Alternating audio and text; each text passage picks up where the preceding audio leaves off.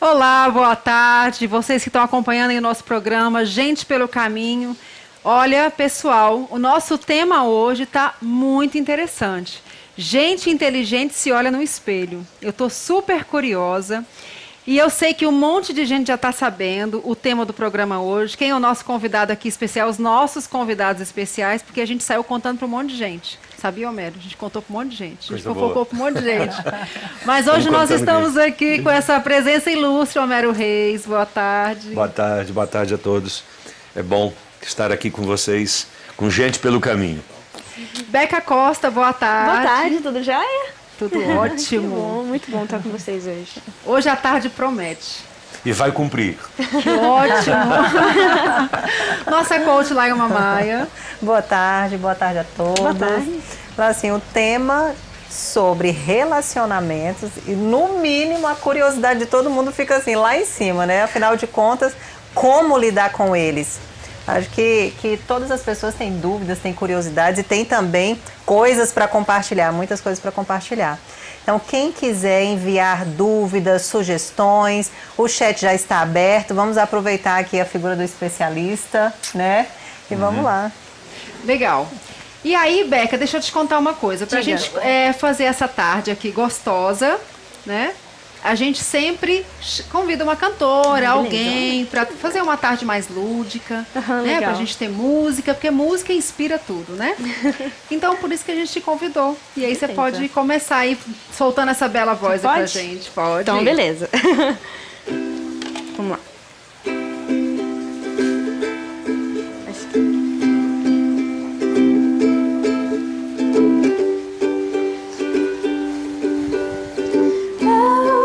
Te conhecer, mas tenho que aceitar. Caberá ao nosso amor eterno, não dá. Pode ser cruel a eternidade. Caminho em frente por sentir vontade.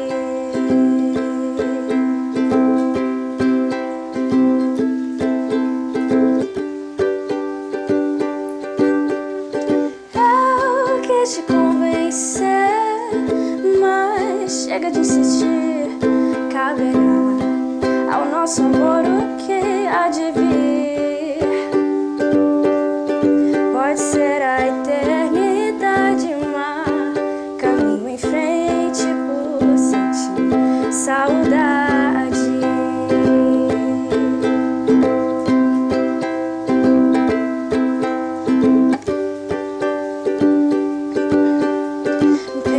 And crying to my bed.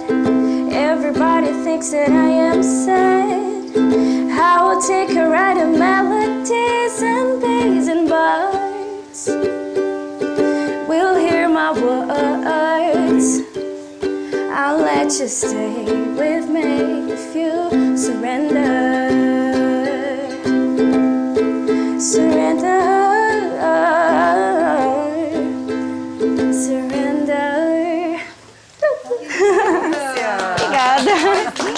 Obrigada. Ó, plateia aqui, todo mundo tá aplaudindo a Beca. Beca, que instrumento é esse? Então, esse é o cavaquinho havaiano, conhecido como ukulele. Uma coisa super prática, né? Eu tava comentando com ele que eu consegui até aprender pela internet, nunca fiz aula de ukulele e é super fácil de aprender, muito bom. Não sei se eu sei direitinho, mas funciona. Doce igual sua voz, né? Obrigada. Combinou perfeitamente. Obrigada. Parabéns, lindo demais. Muito obrigada. E hoje, o Homero veio ao nosso programa por uma razão muito especial. Ele está fazendo um lançamento de um livro hoje lá no Carpe Diem. Ele vai falar melhor sobre esse lançamento, mas ele trouxe o livro aqui para a gente ver.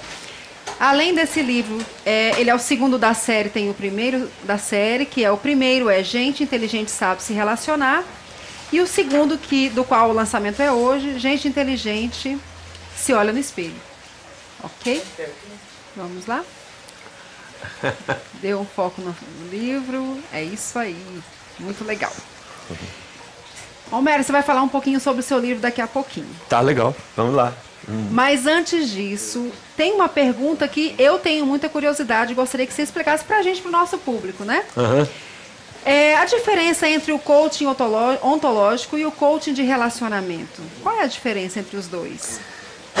Eu acho que a gente precisa ampliar um pouco esse conceito no seguinte sentido. O coaching nasceu no final dos anos 70, por aí, instrumentalizado pelo Tim Galloway nos Estados Unidos, depois, mais especificamente, por Humberto Maturana e pelo Rafael Echeverría no Chile e no México, respectivamente. E a ideia do coach é a ideia originária de um treinador, de um capacitador. Sim. Tanto é que o Tim Galloway, originariamente, ele tinha sido técnico de basquetebol.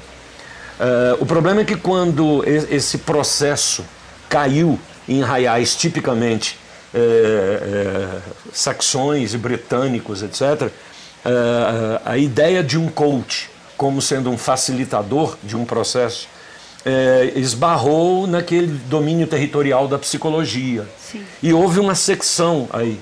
Então, criou-se dois movimentos com esse conceito de coach. Um movimento era esse movimento do coach ontológico que preserva as raízes doutrinárias do Echeverría, do Humberto Maturana, etc. E uma outra linha que incorporou o pensamento do Anthony Robbins, do Martin Shervington, etc.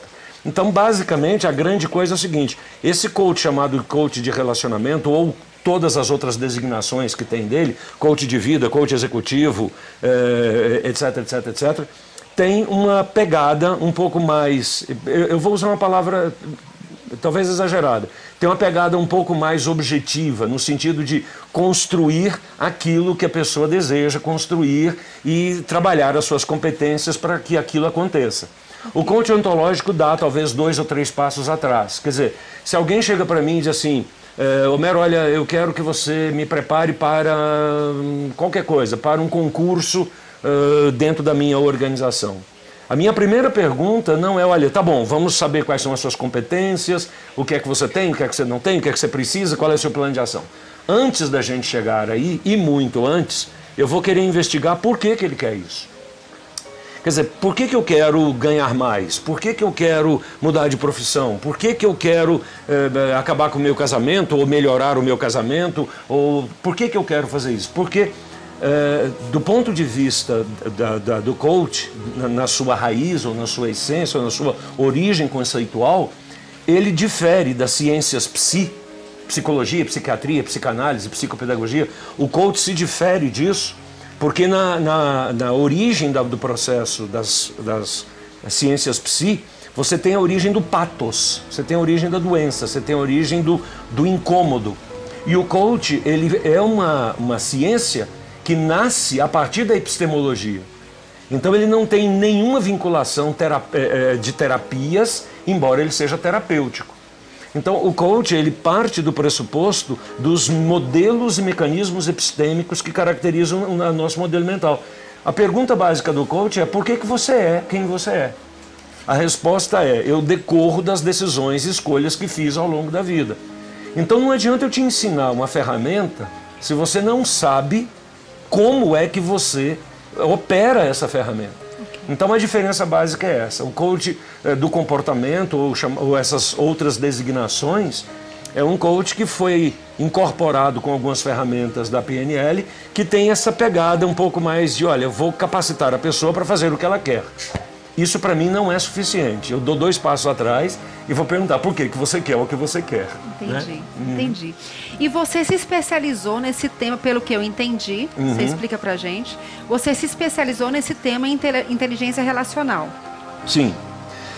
Na verdade, esse tema é o seguinte: eu estou no mercado desde 1980 cuidando de gente. Sim. Né?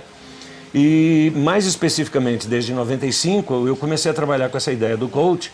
Eu fui um dos pioneiros no Brasil a fazer isso, né? E logo de imediato eu me dei conta de uma coisa muito simples. Não existe humanidade dissociado do conceito de relacionamento.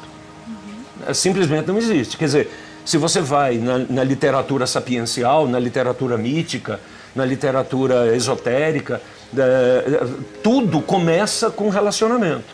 Até a Trindade é uma forma inteligentíssima de acabar com a solidão dos deuses.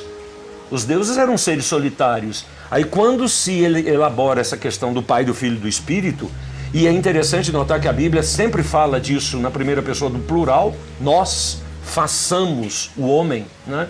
É uma relação entre três pessoas que compõem uma unidade. Grande mistério, mas não se pode distrair daí, né? Porque esse é o conceito de relacionamento. Então, quando se tem no paraíso, tem Adão e Eva. Sim. Né? Não é bom que o homem esteja só, façamos uma adjutora que lhe seja idônea, e o pressuposto disso é, Senhor, todos os animais daqui do paraíso têm companheiros, eu estou sozinho.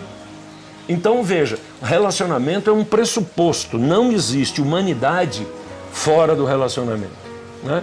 Então, o relacionamento é quem permeia a humanidade. O problema é que nós, a partir do século XVI, com René Descartes, caminhamos por uma área racionalista, e essa área racionalista criou muitos problemas para a gente, muitas soluções. Mas René Descartes cometeu um erro sério no século XVI. Ele separou, por questões de sobrevivência, a emocionalidade das outras coisas. Então, o que aconteceu? Ele diz, olha, vamos deixar a emoção do lado e vamos trabalhar com a razão.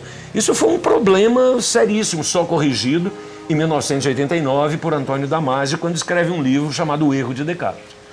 Do ponto de vista ontológico, nós somos seres emocionais que usamos a razão para justificar as escolhas que fizemos. Ninguém decide pela razão.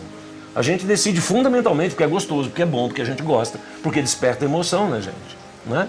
Então, só que quando você trabalha a razão de um lado, trabalha a emoção do outro, na história da humanidade a gente descobre que isso não é suficiente. Então, onde está hoje aquele amor outrora dito eterno? Eu encontro você hoje, né?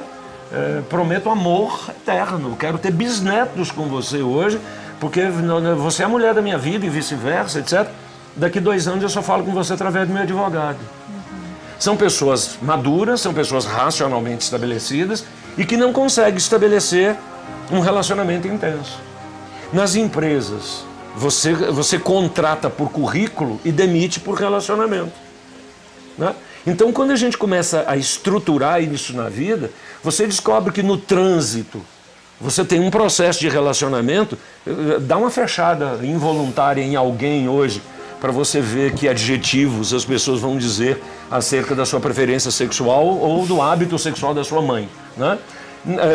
Isso em Brasília é dito de outra forma. Enfim, a brincadeira que está por trás disso é porque quando você olha a juventude de hoje e você começa a questionar por que essa juventude é do jeito que é, você vai descobrir uma coisa interessantíssima. A grande reclamação que se tem hoje não é da BMW que o pai deixou de dar ou deu, não é a viagem à Disney que foi ou não foi. O problema é eu não consigo me relacionar com eles. Então temos queixas de todos os lados. Aí eu comecei a resolver estudar isso, né? E desde 2000 eu comecei a sistematizar esse negócio e saíram esses 2 livros, e tem um terceiro que vai sair o ano que vem, que é a finalização dessa trilogia, para mostrar para as pessoas que a gente pode medir competências relacionais. E que é essa medida que me permite intervir na minha vida para melhorar os meus relacionamentos, e a partir daí eu consigo melhorar todas as coisas. Então veja, a nossa sociedade ela é fundamentalmente caracterizada por relacionamentos. Então veja, competência técnica é importante, importantíssimo, mas ela está subjugada à questão de relacionamento. Quantos projetos bons estão nas gavetas porque o relacionamento entre o projetista e o técnico e o chefe não é bom? Eu não gosto de você, eu meto o teu projeto na gaveta e acabou. Agora, e quantas coisas medíocres estão por aí porque os relacionamentos são bons?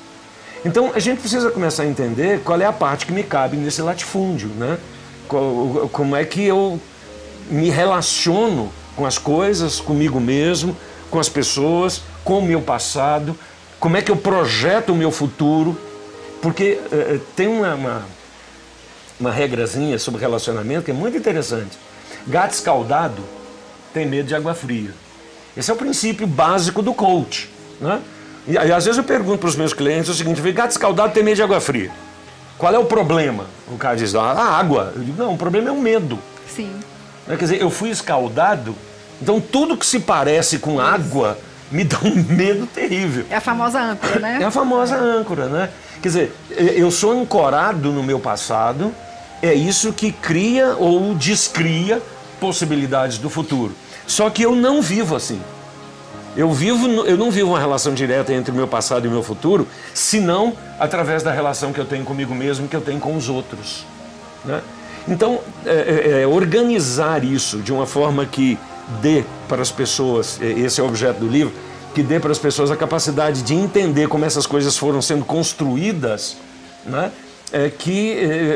Tem favorecido um pouco mais de bem-estar e saúde para as pessoas, que é o meu grande barato, né? Que é cuidar das pessoas para que elas se sintam bem. Legal. Isso faz tanto sentido. Vou aproveitar para trazer umas contribuições.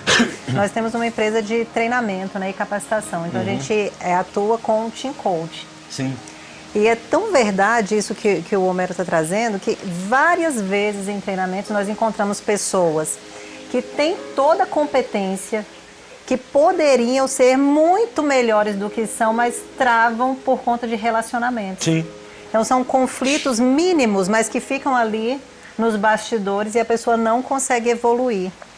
Então dar um passo atrás faz total diferença. Que, na verdade eu estou entendendo, Homero, que tratar a pessoa com ela mesma. Isso é dar um passo atrás. Sim. E aí a pessoa se encontra, eu não sei qual a expressão mais adequada. A pessoa tem uma segurança, ela se encontra e aí sim ela pode traçar para frente objetivos e definir ações para chegar onde ela quer chegar. Mas se não houver essa unidade, não adianta. Veja, deixa eu contar uma historinha para vocês bem rápida para a gente poder entender como é que funciona isso. Tá. Vamos para a Bíblia, né? Vamos para a Bíblia. Deus chega para Eva e diz o seguinte, olha, está aqui o paraíso, está tudo maravilhoso aqui, olha, você pode comer de tudo, usufruir de tudo, mas daquela árvore ali não.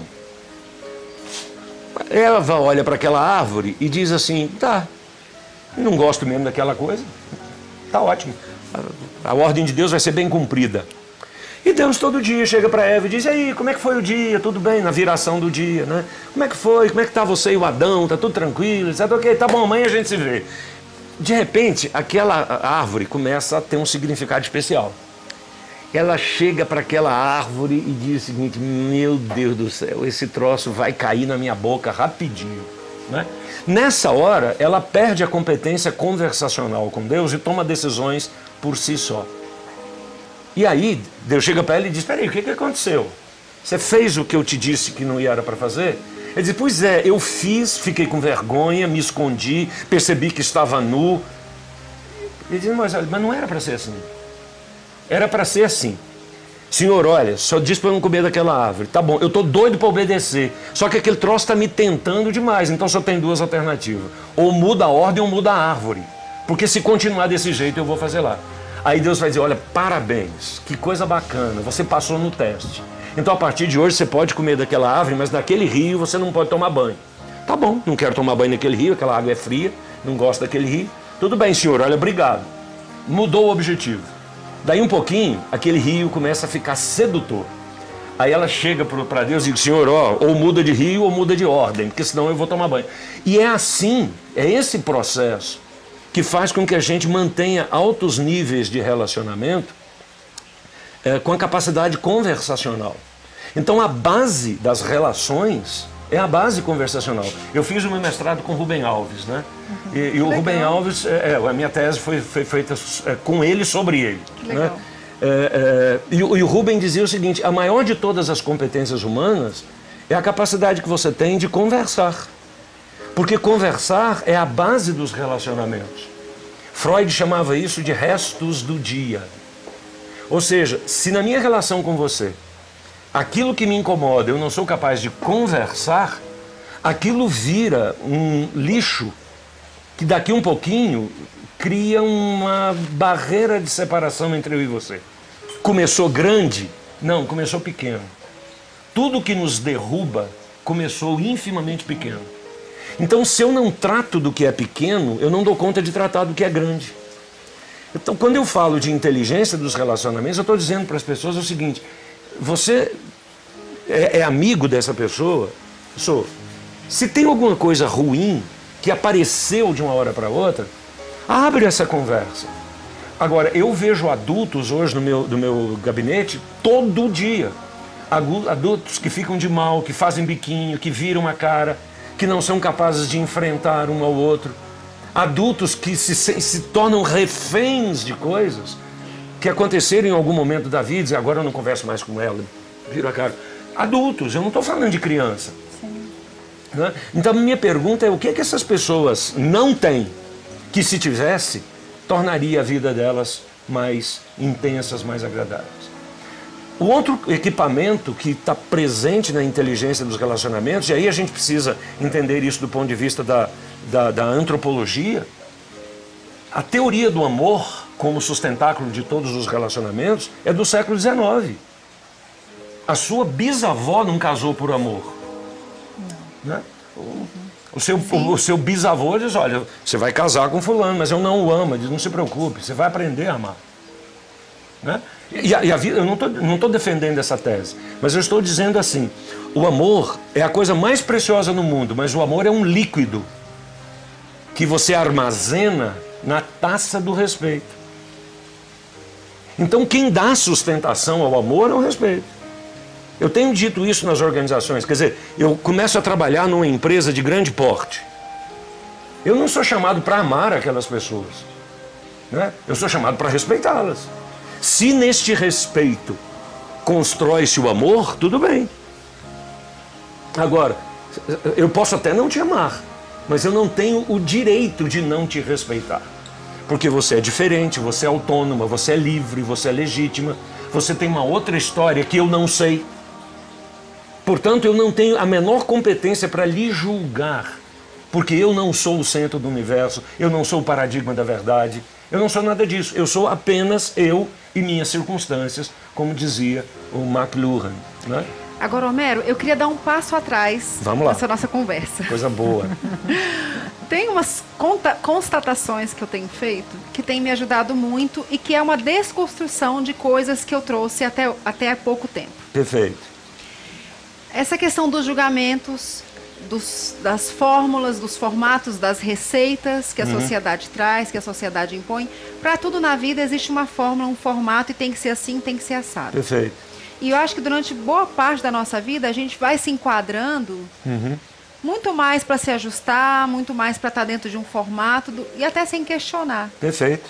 E quando você coloca isso da aceitação do outro, eu acho que, assim, primeiro começa na própria aceitação. Por isso, olha-se no espelho. Né? Pois é, quero chegar lá. Isso. Porque tem alguns sentimentos que a gente tem, emoções, que não são ditas... isso não é tão legal. Um executivo não deveria ter isso, uma executiva não deveria ter aquilo. Uma mãe, uma esposa. Enfim, os rótulos, né? E uma coisa que eu achei curioso, que algumas coisas que eu não gostava em mim, eu comecei a observar em pessoas que eu admiro muito. E essas pessoas, elas olhavam e falavam assim: não, eu sou assim. Eu tenho consciência de que eu sou assim. E assim, às vezes são coisas boas, veja bem. Às vezes são coisas boas, às vezes são coisas ruins. Certo. Mas até quando é bom, às vezes é questionável. Vou dar um exemplo. A Adriana, né? Adriana Marques, que faz um processo de mentoria com a gente. Ela é uma pessoa extremamente carinhosa, ela é extremamente afetiva. E isso você não vê no mundo organizacional. E foi a primeira pessoa que eu conheci no lugar onde ela está, que assume isso, assume de forma pública, assume de forma tranquila e vive bem com isso. E para mim foi uma quebra de paradigma, porque para mim, não, para você ser uma executiva, você tem que ter uma postura assim, tem que sentar assado, tem que falar assim. E eu me vi o espelho, eu me vi, eu me identifiquei, e eu falei: cara, eu posso me assumir do jeito que eu sou? E posso ser tão assertiva, ser tão produtiva como qualquer outra pessoa. Ok. Né? Só que isso não é tão fácil. Sentimentos de possessividade, os sentimentos, as emoções que não são tão legais, os sentimentos que não são tão legais, de possessividade e tantos outros, que é difícil a gente se encarar e falar, não, eu tenho isso. Kaline, deixa eu lhe dizer duas coisas que vão nessa linha que você está colocando. A primeira delas é o seguinte: nós temos um DNA que é único. Não existe ninguém igual a você, não existiu e não existirá. Portanto, seu DNA é único. Se o seu DNA é único, por que você precisa ser igual aos outros? Então, um dos princípios básicos da inteligência relacional é dizer, advogar o fato de que os seres humanos são únicos e não são repetidos, portanto.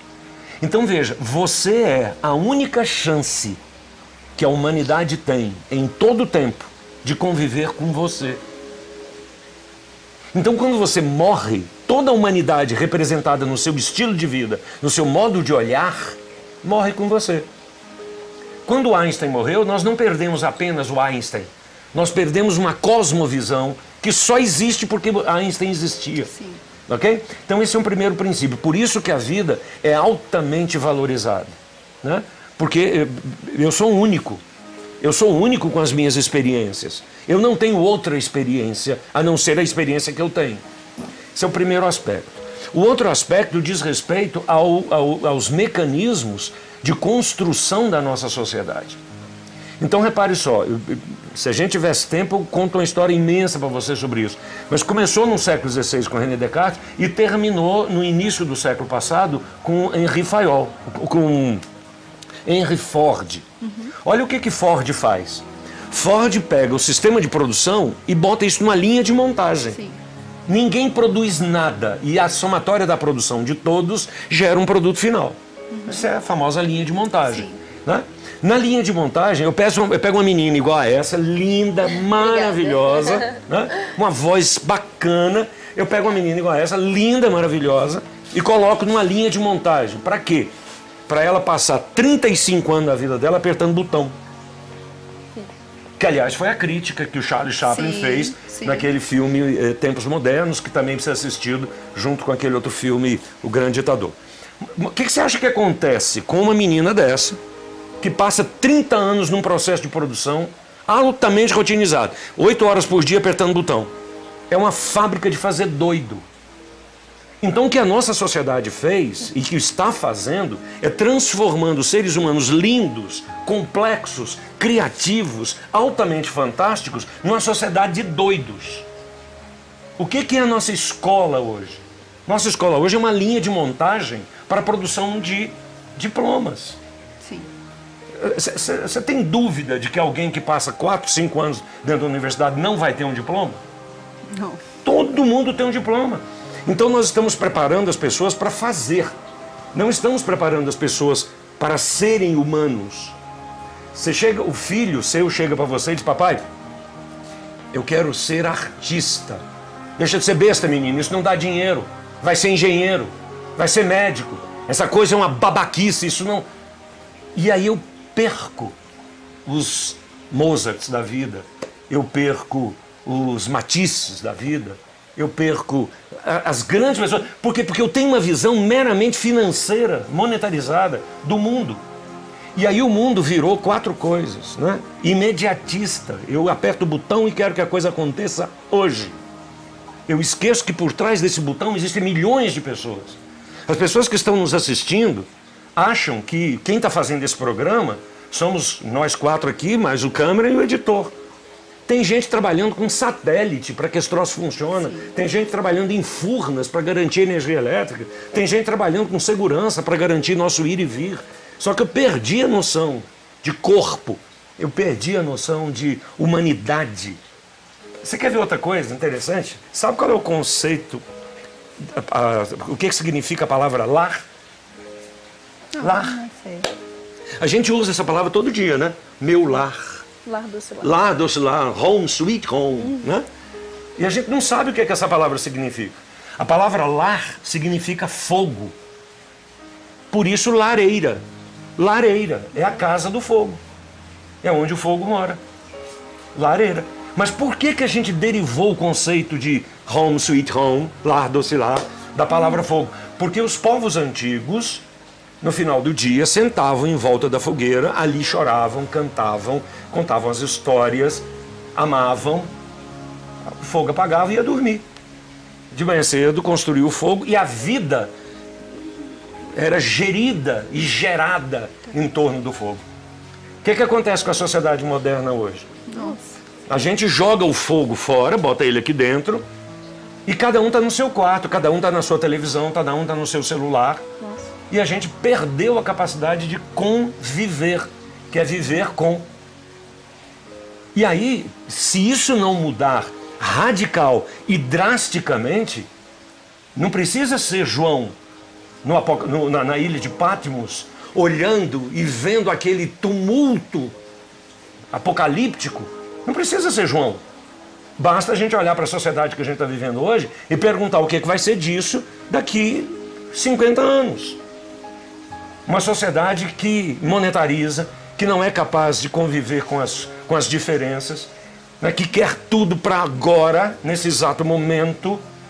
Quer dizer, eu perdi a capacidade de desfrutar. Aí Jesus vem e diz um negócio que me apaixona. Olhai os lírios do campo, que não tecem nem fiam. No entanto, Salomão, em toda a sua glória, se vestiu como qualquer um deles. Não valeis vós muito mais do que a erva do campo que é lançada no fogo e queima?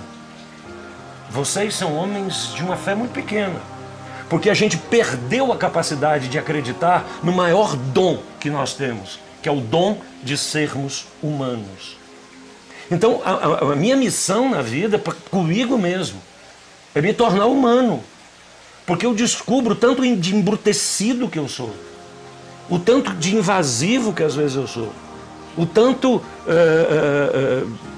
violento que às vezes eu sou, em nome do amor.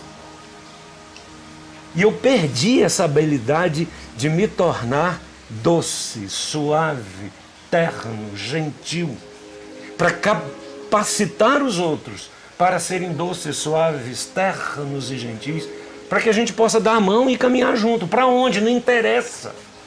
Não interessa para onde. Interessa que a gente vá caminhando. Porque é no caminho que a gente aprende que a gente precisa passar mais tempo junto. Entende? Então é isso que é a inteligência relacional. É essa restauração.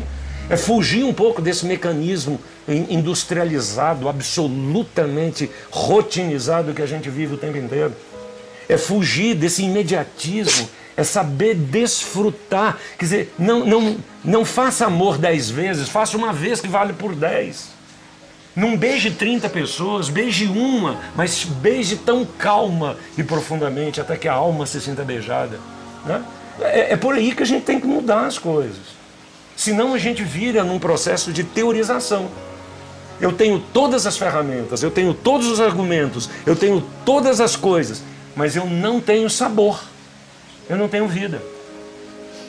Então o trabalho que a gente tem desenvolvido aí é um trabalho de mostrar para as pessoas o seguinte: olha, saboreie cada momento, porque esse momento é único, essa pessoa é única, esse cheiro é único, essa voz é única. Né? E é isso que faz. Quer dizer, quando é que eu vou ver essa menina de novo? Espero que o mais rápido possível. Muito bom, Beca, muito bom. Afinal de contas, temos um mercado a conquistar.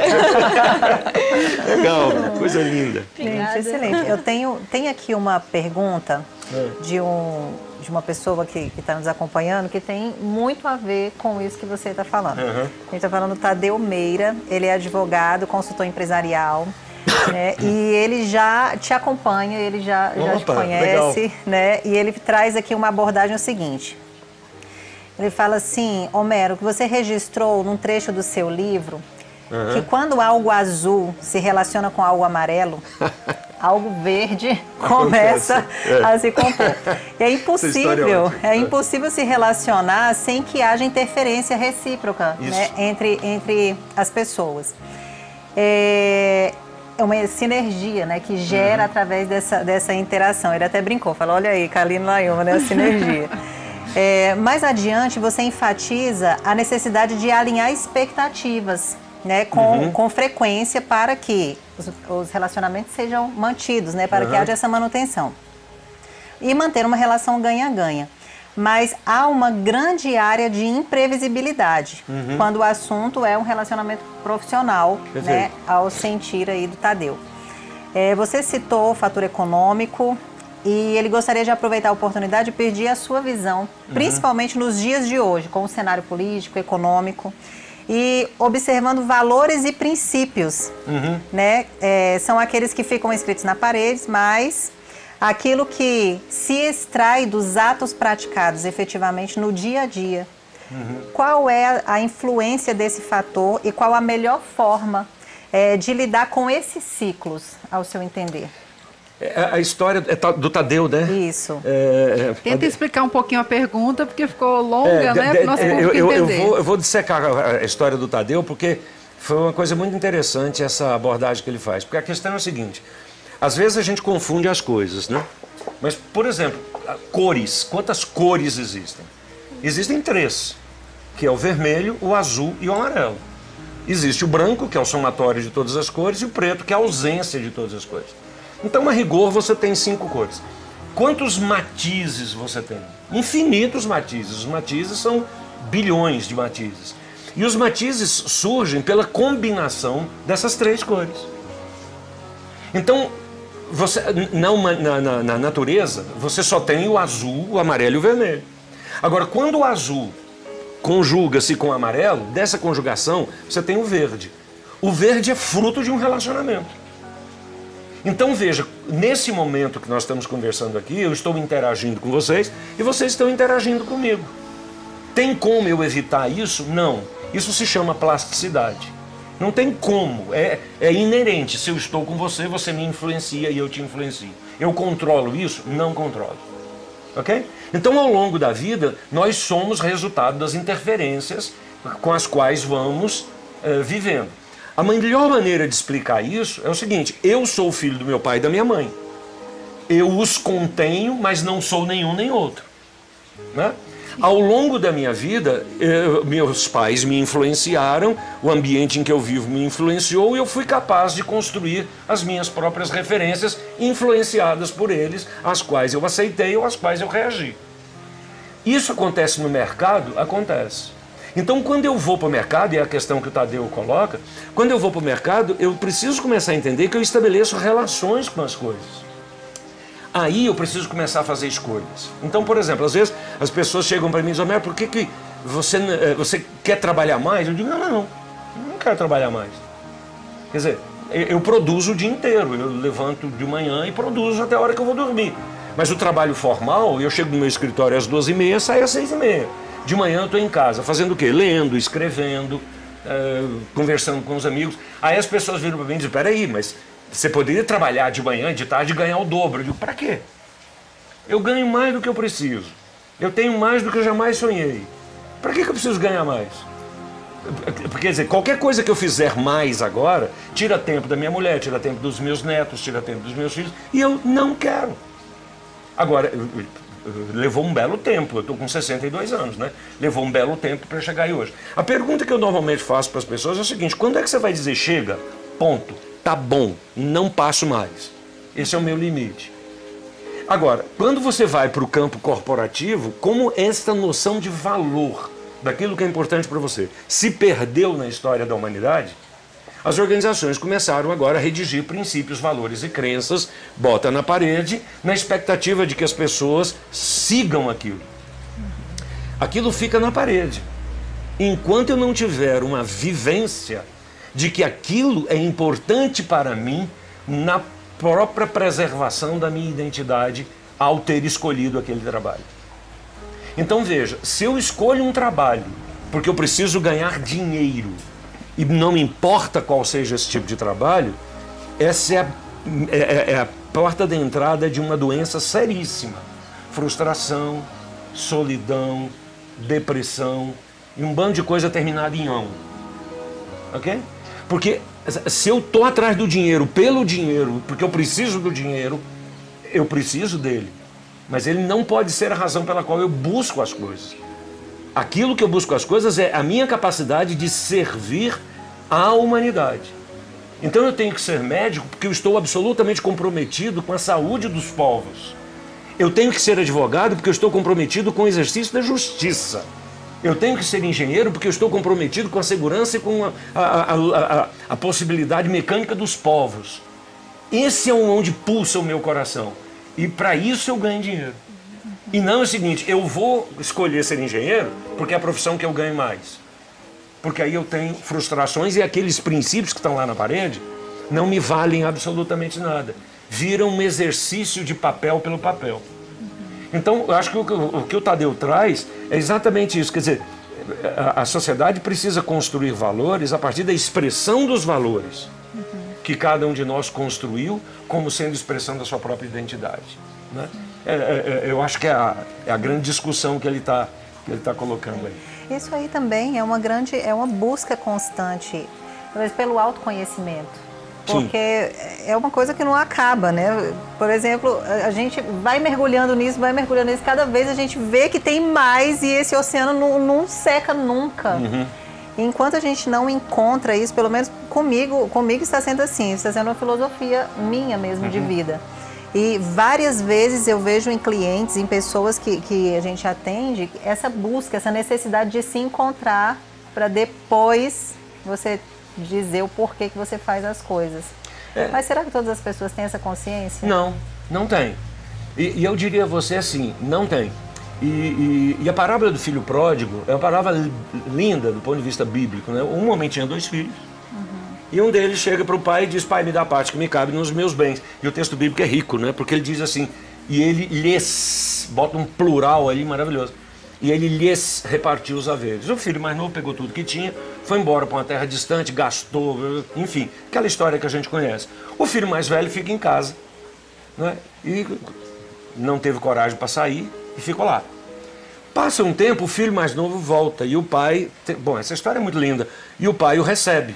E dá uma festa, bota sandália nos pés, anel no dedo, toca a túnica, faz mata um novilho cevado para ocasiões especiais, chama todo mundo e o filho mais velho fica chateadíssimo. Diz, pai, esse cara gastou tudo, esse cara perdeu tudo, e ele volta e você dá uma festa. O pai diz assim, olha, tudo o que é meu é seu. Não precisa pedir, tudo que é meu é seu. Mas esse seu irmão estava perdido e foi achado, ele voltou. Fazenda, a gente compra outra. Carro, a gente compra outro. Dinheiro, a gente ganha de novo. Mas recuperar o seu irmão não tem preço. E eu estou celebrando alguém que eu recuperei. Então a pergunta é, quanto é que vale o seu afeto? Quanto é que vale o seu amor? 200 mil? E eu conheço gente que mete a vida no trabalho de tal forma que ganha 200 mil fácil por mês. Perde a mulher, perde os filhos, perde os amigos, perde tudo. Aí eu pergunto, vale a pena? Eu não sei se vale. Para mim não vale. Então quando você diz assim, as pessoas têm consciência disso, não sei. Não sei se tem consciência disso. E eu não quero que isso se transforme num paradigma pendular à sociedade existente hoje. Mas eu quero despertar nas pessoas, principalmente, a capacidade de reflexão. As coisas são o que são, mas não precisam ser desse jeito. Agora, Romero, eu gostaria de voltar um pouquinho. Vamos lá. Você falou bastante sobre o gente inteligente se olha no espelho, né? Mas eu gostaria que você aprofundasse um pouquinho mais do porquê desse tema. Porque esse tema foi uma sugestão. A gente estava discutindo isso qual é o nome do livro, aí a Ana trabalha comigo, deu uma dica, diz, olha, por que não? E aí a gente acabou evoluindo nessa ideia e virou Gente no Espelho. E o princípio é muito bacana, porque o princípio é o seguinte, antes de você ver o problema no outro, veja qual é a sua parte de responsabilidade nisso. Porque não existe relação ingênua e nem inocente. Né? Todos nós temos responsabilidade. Então veja, se algo está dando certo, não é porque eu sou bom e você é ruim.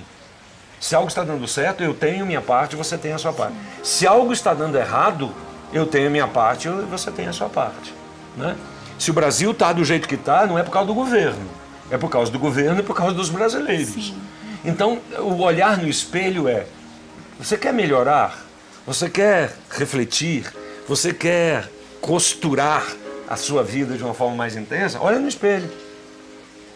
Porque muito provavelmente, a partir do momento que você se reconhecer, você vai ser infinitamente mais tolerante com os outros.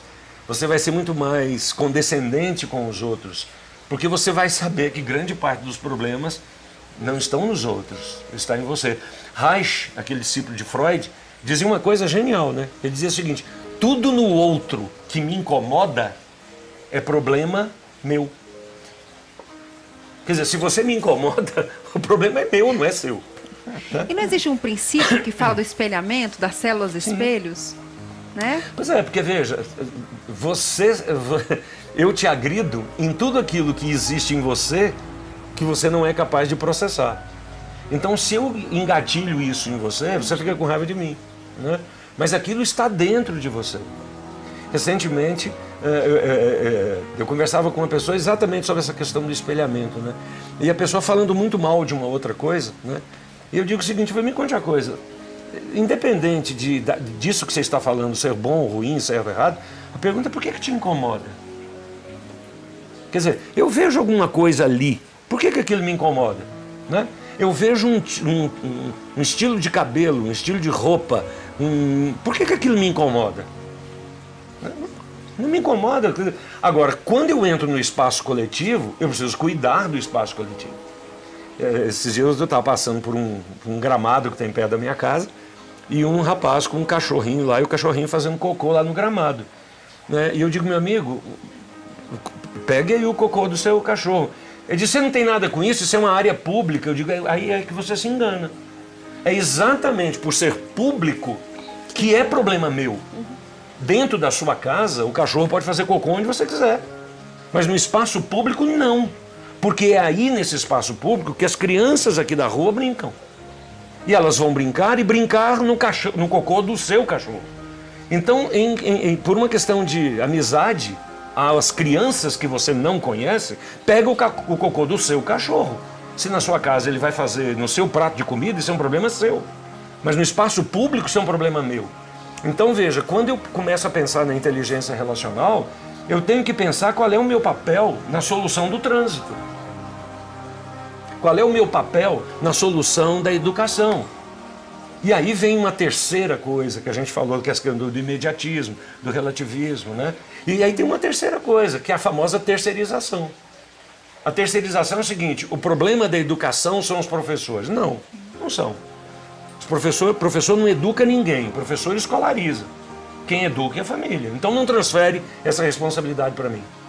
Né? Então eu preciso começar a entender que eu tenho uma responsabilidade social, coletiva. Eu tenho que saber que o trânsito está ruim porque eu escolhi comprar um carro.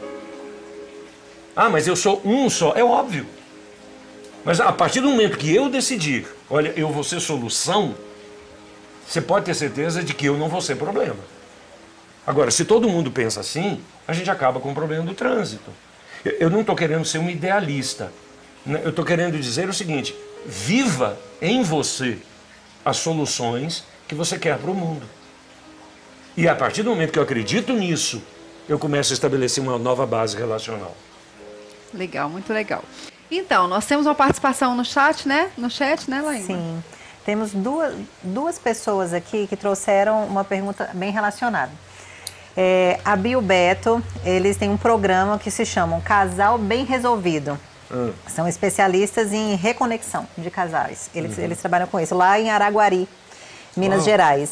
E eles falam o seguinte, em um momento de crise grave em um relacionamento a dois, onde a neblina das emoções oculta qualquer solução, quais os primeiros passos a serem dados para gerar o entendimento mais claro da situação nos envolvidos? Que tem a ver com a pergunta da Juliana Tolentino. A Juliana Tolentino, ela é coach e especialista em mulheres. Opa. E a pergunta dela é, vale a pena insistir em uma relação quando os valores pessoais São muito diferentes, então são situações de conflito. A gente pode caminhar no seguinte sentido. Você forma uma engrenagem, né? Duas pessoas se juntam, formam uma engrenagem, sangue do meu sangue, carne da minha carne, aquela história toda, forma uma engrenagem. O problema é que ao longo da vida, muitas vezes, essa engrenagem se descola por projetos individuais, projetos pessoais. Aí essas velocidades não ficam mais compatíveis. Na hora que você se aproxima, essa coisa começa a bater uma na outra. É por isso que a mecânica nos ensina a resolver esse problema através da caixa de marchas. A caixa de marcha é quando você pisa na embreagem, você separa isso aqui, harmoniza as engrenagens para elas poderem conectarem-se de novo. Uma das grandes... Quando a situação chega nesse estágio que a Bia e o Beto colocaram, é fundamental ter um terceiro elemento. E aí pode ser um pastor, pode ser um terapeuta, pode ser um coach, pode ser um psicólogo. Alguém que de fora, pode ser um conselheiro, alguém que de fora consiga harmonizar estas coisas. Porque o que eu tenho percebido é que muitas vezes duas pessoas estão dizendo a mesma coisa e não conseguem se escutar. E a Beca fica só sorrindo. Só concordando e sorrindo.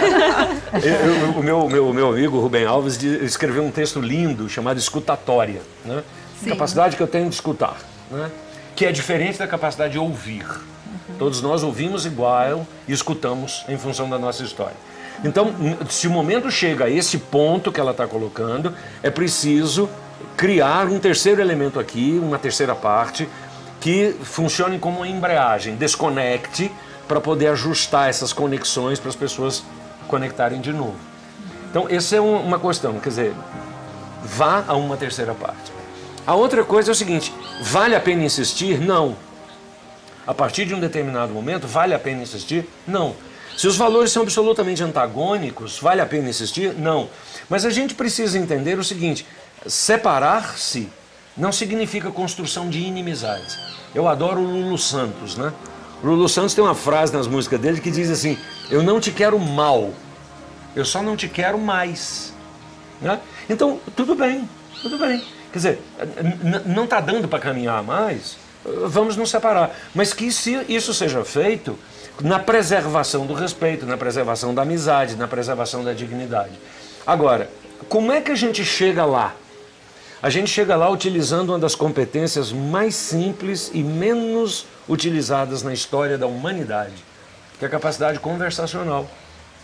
A gente sabe falar, mas a gente não sabe conversar. Então, eu tenho uma história que eu escrevi num livro chamado Branca de Neve e Sistemas Gerenciais, que é a história da Branca de Neve, né? A Branca de Neve está lá, numa boa, a madrasta tem aquela história, espelho, espelho meu, existe alguém mais bonita do que eu? E o espelho diz, não tem. E o mundo está em paz. Então, uma hora ela chega para o espelho e diz, espelho, espelho meu, existe alguém mais bonita do que eu? O espelho diz, existe. É a Branca de Neve. Aí ela vira bruxa, quebra o espelho, contrata um caçador, toca terror no reino e manda matar a Branca de Neve. A pergunta que a gente faz para as pessoas é a seguinte, em que é que você se transforma quando alguém diz o que você não quer ouvir? Né? Então, quando chega num estágio desse, que a Juliana Tolentino coloca, é preciso se separar? Mas a construção da separação tem que ser feita através da mesma ferramenta que fez a construção da união, que é através de processos conversacionais, calmos, com capacidade de escuta, com capacidade de entendimento do lugar do outro. Né? Eu gosto muito do Fernando Pessoa, ele diz assim, olha, dá-me os teus olhos, né? E eu te darei os meus, para que você me veja com os meus olhos e eu te veja com os teus. Lindo, hein? Bonito, né? Não, porque se eu sou capaz de te ver com os teus olhos, eu serei absolutamente mais condescendente do que se eu te olhar pelos olhares críticos de alguém que quer ser qualquer coisa para você, além de desfrutar da sua presença. Né? Que legal. Homero, no seu livro você citou, posso te chamar de você, né? Deve. Então tá bom. Pra gente não confundir com o Ciro. Tá bom.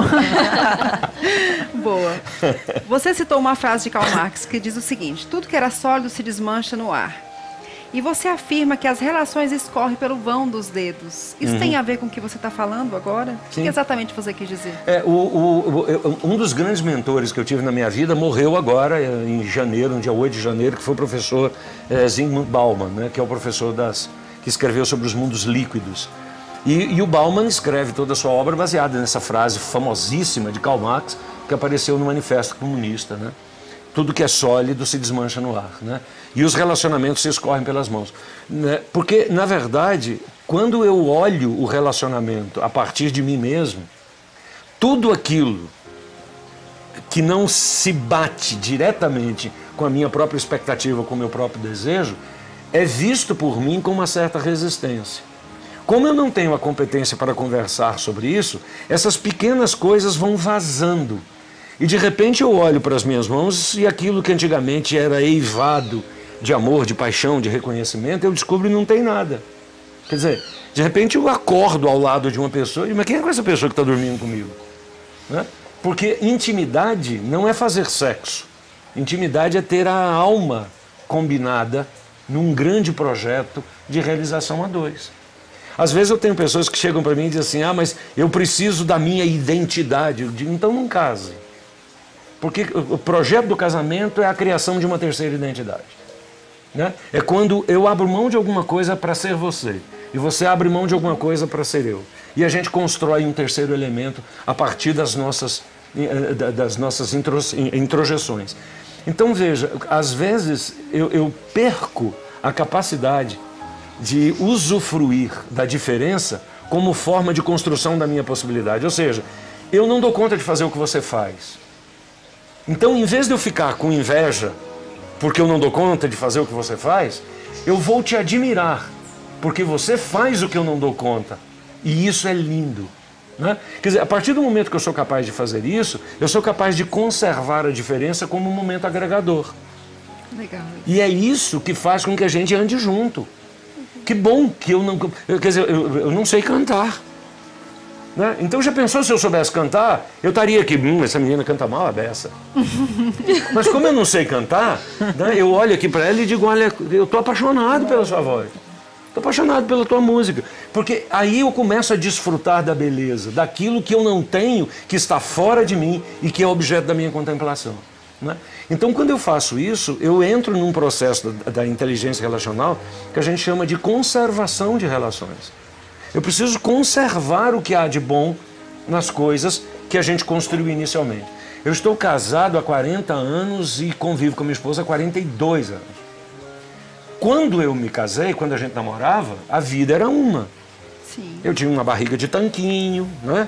Eu era um garoto bonito, né? Eu acho que ainda sou bonitinho, né? Mas naquela época era um garoto bonito. Né? Era um garoto bonito, né? Barriga de tanquinho, atlético. Ela tinha um corpo escultural, bonita. Hoje nós estamos com 62 anos. Os nossos projetos mudaram, a vida mudou. Ela teve 3 filhos, nós temos 5 netos, etc. As coisas mudaram. Se eu ficar olhando para ela, querendo ver nela aquela garota de 18 anos, eu me frustro. E eu vou começar a procurar garotas de 18 anos. Agora, ela é linda, porque ela tem 62 anos. E às vezes eu olho pro rostinho dela, com a ruguinha aqui, outra ali, ela tem pouquíssimas, né? E eu digo, olha, as rugas do seu rosto mostram os lugares por onde a nossa história caminhou. Né? Então, a gente precisa descobrir o seguinte, você é a pessoa essencial para a minha vida. Ao longo da vida, as paixões vão mudando, mas que bom que você continua comigo. Né?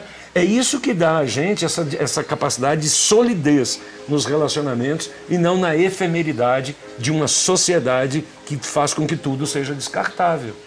Eu jogo fora o prato descartável, eu jogo fora o talher descartável, eu jogo fora a lâmina descartável, eu jogo fora você, porque afinal de contas a fila anda. Olha uma sociedade líquida que se perde nas outras. Nossa, muito legal. E o que é a era pós-verdade? Oi, perdão. Essa palavra foi introduzida no vocabulário mundial através do dicionário de Oxford em 2004, né? Chamada era pós-verdade, que era uma era que deveria ser confrontada com a sociedade pós-moderna. Né? Na sociedade pós-moderna, a pós-verdade. A pós-verdade é o seguinte, é quando eu agora me torno o centro e a referência de todas as coisas. Então, a pós-verdade não existe mais nenhuma verdade absoluta. Eu sou a minha verdade. Então, eu estava dando aula no mestrado em psicologia recentemente, e um aluno vira para mim e diz, professor, eu não concordo com Freud. Uau! Eu digo, uau, né? E a minha expressão foi Nossa! A minha expressão foi essa, foi uau, Realmente. né? Quer dizer, o cara não concorda com Freud. Ele tem direito de não concordar com Freud? Todo o direito. Mas eu pergunto para ele o seguinte, me conte uma coisa, você já leu Freud? Não. Mas eu já vi comentários e não concordo. Meu pai do céu. Então tá bom, meu filho. Quer dizer, um cara que não lê, não estuda, não pesquisa, não tem vivência e que se julga no direito de destruir o trabalho de um cara que se tornou referência no mundo, certo ou errado, não vou discutir isso, mas que mudou a história da humanidade. É um negócio meio complicado, né? Então veja, isso é a famosa pós-verdade. Você chega para um sujeito e pergunta assim, qual é a sua religião? Ele diz, eu sou católico. Ele diz, opa, bacana. Então você acredita na infalibilidade da igreja? Não, não acredito. Você acredita no pecado da preservação? Não, não acredito. Você acredita? Não, não acredito. Então você é católico como? Quer dizer, o cara diz que é católico e não acredita nada da igreja católica. Da mesma forma, nós evangélicos, né? Você é evangélico? Se você acredita na Bíblia? Não, não está aqui, tem muita coisa errada. Então você não é, meu filho. Né? Quer dizer, a gente precisa começar a entender o seguinte, para o mundo não ser um mundo líquido, portanto uma pós-verdade, eu preciso começar a entender que tem certas referências que são maiores do que eu.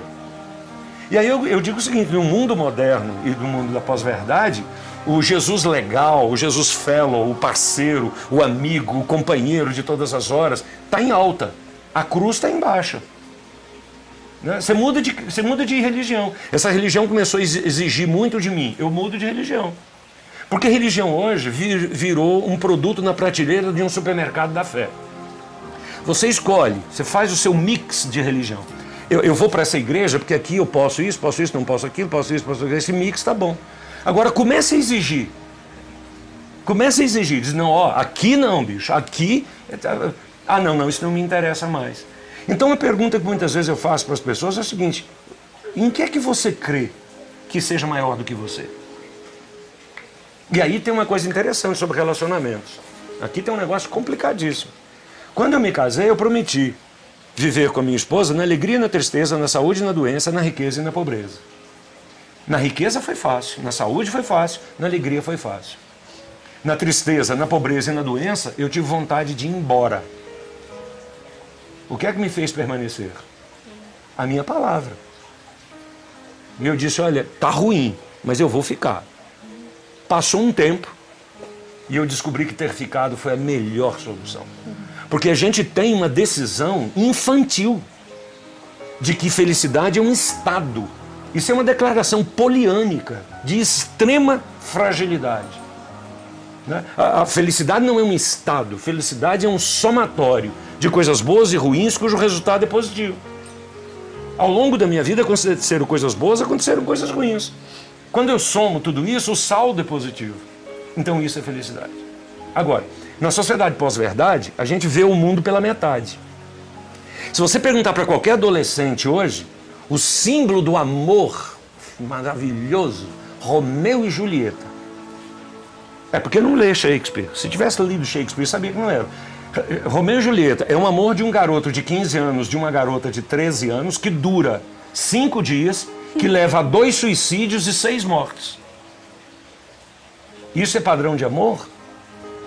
Então precisa ler Shakespeare direito. Né? Quer dizer, Romeu e Julieta é uma tragédia. Não é um amor.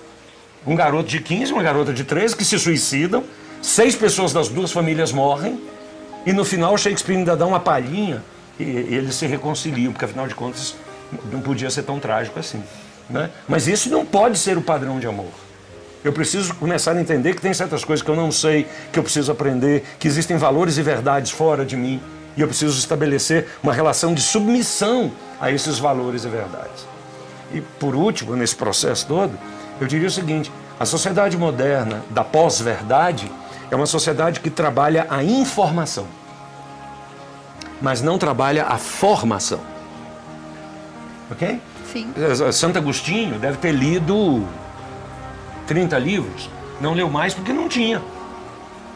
Mas a reflexão dele em cima do que ele lê é tão profunda que ele transforma a sociedade da época dele. Hoje nós vivemos uma sociedade absolutamente informada. Você entra aqui no Google, você tem informação sobre tudo, a todo momento. Mas a minha pergunta é, o que é que faz sentido para você?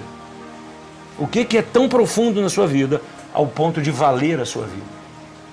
Entende? Então a gente precisa parar hoje, e esse é um dos grandes objetivos do trabalho da gente, a gente precisa parar hoje de querer ter sucesso a qualquer custo. 10 passos para ser feliz, 5 passos para ganhar dinheiro. Faça isso, de manualizar a vida. Porque isso é um desserviço à inteligência relacional.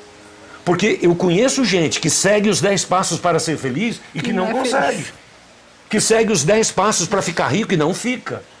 Então, às vezes, a gente mercantiliza certas relações que a gente tem com o mundo como se o mundo pudesse ser manualizado. E o mundo não pode, porque você veio sem manual. Para que você tenha o encantamento da aprendizagem ao longo de toda a sua vida. Quando é que isso acaba? Nunca. Porque lá em João, quando a Bíblia fala sobre o conceito de eternidade, e Jesus diz assim, e a vida eterna é esta. Olha que conceito lindo. E a vida eterna é esta, que te conheçam a ti, o único Deus verdadeiro, e a Jesus Cristo a quem enviaste. O conceito de vida eterna é conhecimento. Então o que eu vou fazer na eternidade? Eu vou conhecer. Quando é que isso acaba? Nunca. Então você já está satisfeita? Eu não. Não. Entende? E é isso que nos mobiliza, isso é que nos motiva, isso é que nos agrega. Romero, eu queria ficar mais 1 hora. Eu também. Já tanta coisa pra gente. Eu também 3 horas sem respirar, de tão maravilhoso. Olha, falta só 11 minutos, mas eu preciso que você deixe para o nosso público uma orientação, princípios, alguma coisa que ajude as pessoas mesmo nessa busca desse relacionamento. Você já falou um monte de coisa aqui importante, mas orientações mesmo para o nosso público, sabe? Eu diria o seguinte, primeiro, tenha calma. Em algum momento da vida, a gente vai ter que pedir perdão a alguém por estarmos vivendo tão velozmente, sabe? Eu acho que a gente precisa pedir perdão para as pessoas porque a gente está correndo demais. Primeira coisa, tenha calma. Um rei deu para o seu filho um anel e disse para ele o seguinte, olha, esse anel, leia a mensagem que está aqui dentro todas as vezes que você estiver em situações extremas. E o filho recebeu o anel, passou um tempo, o pai morreu. E o reino foi de mal a pior, e o reino estava nas últimas, e ele diz, vou me suicidar. E subiu lá na torre para pular de cabeça quando ele viu o anel. Ele diz, bom, deixa eu ver o que está escrito aqui dentro. Tirou o anel e olhou, e estava escrito lá, fique tranquilo, isso vai passar. Ele diz, puxa, que mensagem maravilhosa. Colocou o anel no dedo, né? E voltou e começou a trabalhar e recuperou o reino. E o reino sobreviveu. E de repente o reino entrou numa abundância, numa riqueza, numa coisa, mas de repente virou o melhor reino da terra. E um dia ele sobe lá na torre, olha para cima e diz, eu sou a pessoa mais bem-sucedida do mundo, sou o homem mais feliz do mundo. Aí ele olhou para o anel. E disse, deixa eu ver o que o anel me diz. Ele abriu o anel, estava escrito lá dentro assim, fique tranquilo, isso também passa. Sabe, a primeira recomendação que eu dou para as pessoas é calma. Calma, você não precisa resolver nada agora. Calma, respira, toma uma água, sabe? Diminui a velocidade, deguste, sabe? Calma. Segunda coisa que eu digo para as pessoas é o seguinte, converse. Amizade é tudo aquilo que o silêncio não incomoda, sabe? Converse, converse. Fique ao meu lado. Não precisa falar nada, pegue na minha mão, sabe? Só isso. Porque quando a gente acalma e permite uma boa conversa, muito provavelmente a gente é capaz de restaurar o paraíso, né? Só essas duas, converse e tenha calma. Uau! Tudo, isso não dura para sempre. Uau! Deixa eu respirar. Eu queria... emocionei. Coisa boa. Claro. Para onde é que eu estou? Estou aqui? Deixa eu dizer para você o seguinte, gente. Se você quiser fazer um teste sobre inteligência relacional, vai aparecer aqui embaixo no vídeo um endereço. é homeroreis.com/teste-inteligência-relacional. Entra lá, você vai fazer esse teste e isso é de graça, não tem custo nenhum. E você vai receber lá no seu e-mail um diagnóstico do seu nível de inteligência relacional. Se você tiver alguma dúvida, liga pra gente no 30 34 74 14, Brasília, 061 30 34 74 14, que a gente conversa sobre isso. Terei enorme prazer em conversar com você, ou eu, ou uma das pessoas da nossa equipe, para conversar sobre você, sobre inteligência relacional. É o teste que está nesse livro que a gente está lançando hoje. E a segunda coisa que eu queria dizer para você é o seguinte: hoje é o dia do lançamento do livro, né? Isso. Eu queria ver você lá, né, para a gente poder te abraçar, para eu poder assinar o livro para você, que é esse livro, Gente Inteligente Se Olha no Espelho. Eu queria te ver lá. Vai ser aqui em Brasília, a partir das 18h30, no restaurante Carpe Diem, da Centro e 4 Sul, do meu amigo La Roque. Vai lá e eu quero assinar esse livro para você. Mas, se você não puder ir, você vai aparecer aqui embaixo também um cadastrozinho. Entre nesse link aqui que eu vou sortear esse livro sexta-feira para você que não puder ir lá hoje. Você vai ganhar um livro se você entrar aqui e participar desse sorteio. Tá bom? Tô contando com você. Laílma. Gente, eu aprendi tanto. Eu acho que benção, todos os coisa boa. encontros me transformam. Sabe, essa é a verdade. Cada conversa tão profunda como essa, Coisa tão boa. verdadeira, tão cheia de vida, me transforma. Eu acho que você que assistiu, você que nos acompanhou, você que ainda vai assistir, se você está buscando por algo para trazer mais felicidade, para te trazer mais calmaria, para te trazer esse sentimento de paz, e você não encontra sozinho, busque ajuda. Sabe, é importante que a gente desarme, porque a gente pode construir um futuro diferente. Então, a gente busca alternativas. Todas as pessoas buscam alternativas. Algumas alternativas não são as mais adequadas, porque as consequências podem não ser aquelas que você deseja. Mas, se você precisa de ajuda, não hesite. Abra seu coração, mas procure pessoas que realmente possam te ajudar. Né? Procurem pessoas que sejam capacitadas ou que sejam conselheiras, pessoas que vão com certeza agregar na sua vida. Né? Então se dispõe a viver algo novo e algo maravilhoso, que a vida pode ser maravilhosa. É isso aí. Né? Pessoal, quarta-feira que vem nós estaremos com a Gabi Rusante. Ela é psicopedagoga e vai trazer um monte de insight legal pra gente aí que tem filhos, que tem adolescentes. Um trabalho muito legal, sabe, Homero, que ela está fazendo dentro das escolas, apoiando as escolas e as famílias. E eu recebi um recadinho aqui que eu faço questão de compartilhar. A Agnete, da Six Corretora, está falando: lindo programa, meu Deus, que coisa linda, apaixonada pelo Homero Reis. Estou tentando respirar também. Ela também se emocionou. Gente, esse é o CD da Beca Costa, o último lançamento, né, Beca? Isso, exatamente. Será que dá para aparecer? Qual câmera que fica melhor? Beca Costa, Lugar Secreto. Isso mesmo, a gente lançou ano passado um CD que conta a minha história, fala muito sobre a criação de Deus, a nossa singularidade de momentos difíceis que a gente passa. É um pouco da minha vida através da música e da vida de Jesus também, né? Estou muito feliz de estar aqui, nunca imaginaria como em poucas horas eu pudesse aprender tanto. Muito obrigada por essa tarde, muito obrigada mesmo. Muito legal, a gente que agradece a sua presença, Beca. Muito obrigada. Importantíssimo. Muito obrigada, Homero. Opa, tamo juntos. Nossa, incrível, incrível, incrível. Demais, demais. Vai lá, Vamos aí. Beca, conforme combinado, Simbora. você encerra o programa com essa voz linda. E mais uma vez, Homero, muito obrigado pela sua presença. Obrigado. Muito obrigada, Beca. Eu que agradeço. Hoje à noite estaremos lá, né, Laílma? Com certeza. No Carpe Diem, às... A partir das 18h30. Vai 18h30. 18h30 até as 10 e pouco eu estarei lá assinando os livros. Muito legal. Beca. Valeu. Vamos lá.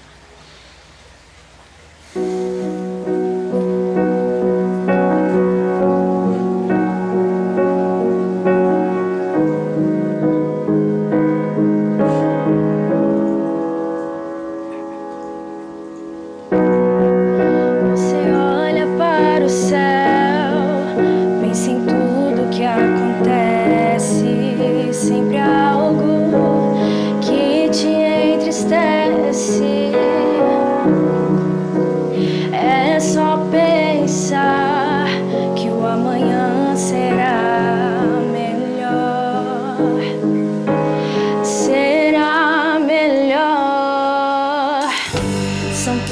tantas coisas aqui e agora que tens vontade de ir embora da sua própria vida, de tudo em sua volta.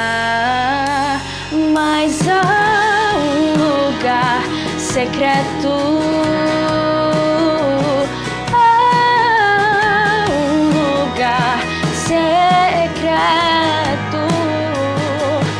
Lá pode sorrir, pode chorar, não verás o tempo passar. Nas asas da adoração podes voar. Voe alto, voe alto. Na dimensão da adoração nada pode afligir teu coração. E com a visão de Deus tome posse daquilo que é teu. Um lugar secreto, nenhum mal pode te tocar.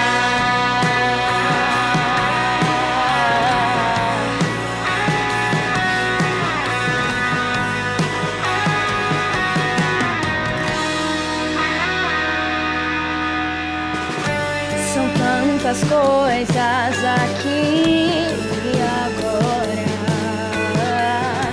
que tens vontade de ir embora da sua própria vida, de tudo em sua volta. Mas há um lugar secreto, há um lugar secreto. Lá pode sorrir, pode chorar, não verás o tempo passar. Nas asas da adoração podes voar. Voe alto, voe alto. Na dimensão da adoração nada pode afligir teu coração. E com a visão de Deus tome posse daquilo